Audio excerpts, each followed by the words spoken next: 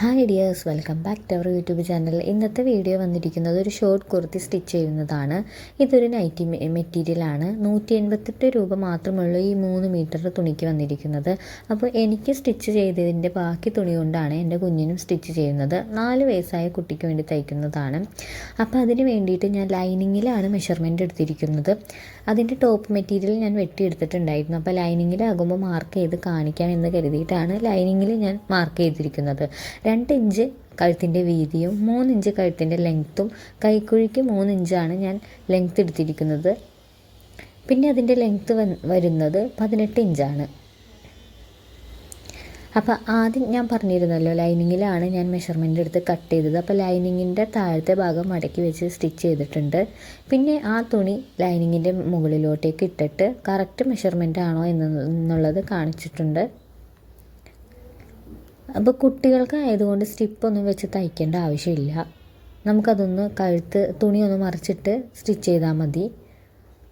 അപ്പോൾ അതേപോലെ തന്നെ ഞാൻ ഈ ലൈനിങ്ങിലോട്ടേക്ക് തുണി വെച്ചിട്ട് അതൊന്ന് സ്റ്റിച്ച് ചെയ്തെടുക്കുന്നുണ്ട്. ഇത് ബാക്ക് സൈഡിലെ പോർഷനാണ് ഞാൻ സ്റ്റിച്ച് ചെയ്യുന്നത്. ഫ്രണ്ട് വശത്തെ ഞാൻ ആദ്യമേ സ്റ്റിച്ച് ചെയ്തിട്ടുണ്ടായിരുന്നു. 1 സൈഡ് മാത്രം കാണിക്കാമെന്ന് കരുതി, അല്ലെങ്കിൽ വീഡിയോ ലെങ്ത്തായി പോകും. അപ്പോൾ ഇതേപോലെ ലൈനിങ്ങിലോട്ടേക്ക് നല്ല വശം മറിച്ച് വെച്ചിട്ട് സ്റ്റിച്ച് ചെയ്തിട്ട് അതിൻ്റെ കഴുത്ത് ഭാഗം ലൈനിങ് വെട്ടി മാറ്റാണ്. കുട്ടികൾക്ക് ഈ ഒരു മെത്തേഡിൽ നമുക്ക് സ്റ്റിച്ച് ചെയ്യേണ്ട ആവശ്യമുള്ളൂ. ആ തുണി മുറിച്ചെടുത്തതിന് ശേഷം പതിയൊന്ന് കട്ട് ചെയ്ത് കൊടുക്കുന്നുണ്ട്. എന്നിട്ട് ഇതേപോലെ തുണി തിരിച്ചിട്ടിട്ടുണ്ട് കേട്ടോ.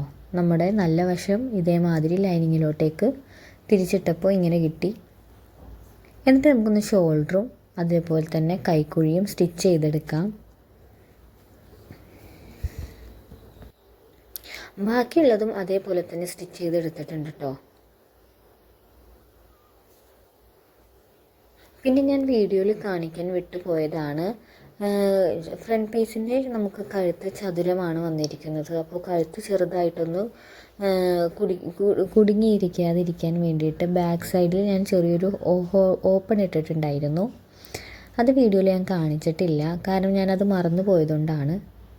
അപ്പോൾ ഇത് ഇത്രയും കഴിഞ്ഞതിന് ശേഷം കഴുത്തൊന്ന് ഡബിൾ കോട്ടായി സ്റ്റിച്ച് ചെയ്യാം. ഇതേപോലെ ഒന്ന് സ്റ്റിച്ച് ചെയ്തിട്ടുണ്ട്. ഇത് ഞാൻ ബാക്ക് പോർഷനാണ് തയ്ക്കുന്നത്. ഇതെല്ലാം കഴിഞ്ഞപ്പോഴാണ് ഞാൻ ബാക്കിലൊരു ചെറിയ ഓപ്പൺ ഇട്ടിട്ട്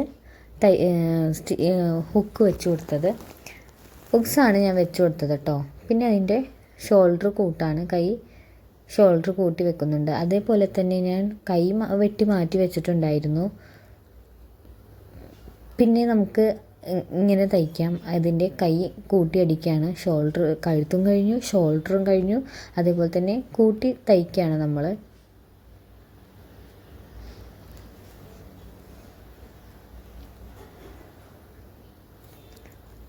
ഷേപ്പ് ചെയ്ത് കൊടുക്കുന്നുണ്ട്.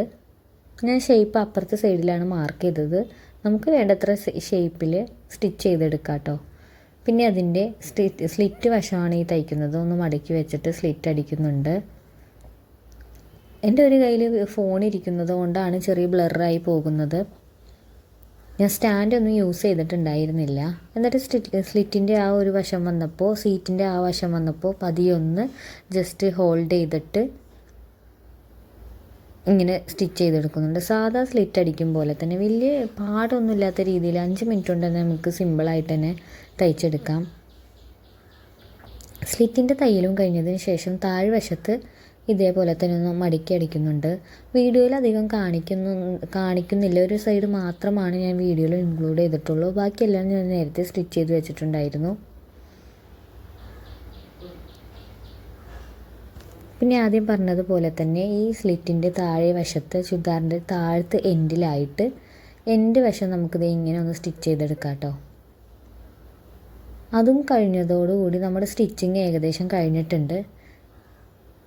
കണ്ടോ, ഇത്ര തയ്ച്ച് നമ്മളെടുത്തു. 5 മിനിറ്റ് ആയുള്ളൂ നമുക്കിത് സ്റ്റിച്ച് ചെയ്തെടുക്കാനായിട്ട്. പവർ മെഷീനിലാകുമ്പോൾ വേഗം സ്റ്റിച്ചിങ് കഴിയും.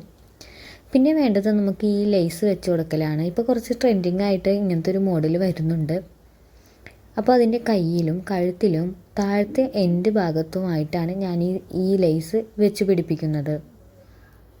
നല്ല ഭംഗിയുണ്ടായിരുന്നു കേട്ടോ നേരിട്ട് കാണാനായിട്ട്. ജീൻസിനും നമുക്ക് എന്തിനും യൂസ് ചെയ്യാൻ പറ്റും.